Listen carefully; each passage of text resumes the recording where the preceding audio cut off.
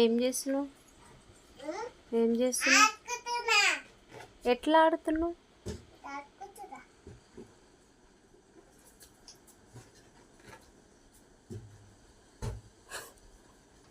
Fan రోయ్, fan బంద్ చెప్పు.